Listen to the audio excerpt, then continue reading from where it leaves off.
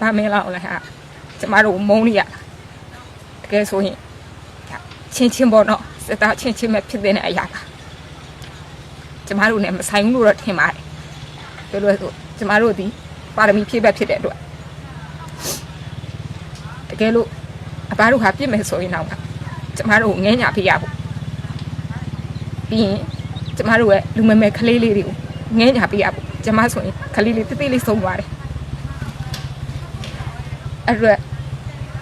ဒီအခုဆုံးသွားတဲ့ထဲမှာလဲဒီထဲမှာလဲကလေးတွေအများကြီးဆုံးသွားတယ်ဒါလေးကိုတော့အဘငဲညာပေးတင်ကျမတို့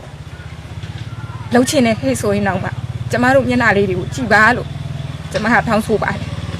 ဒီမှာရှိတဲ့ကျမတို့ဒီထိမ့်သိမ်းထားတဲ့နေရာလေးမှာရှိတဲ့အတွက်ကျမတို့နောက်ထပ်ပြီးတော့မလုပ်ပါနဲ့လို့တောင်းဆိုပါတယ်သမီးတို့ဘောနော်အဘအနေနဲ့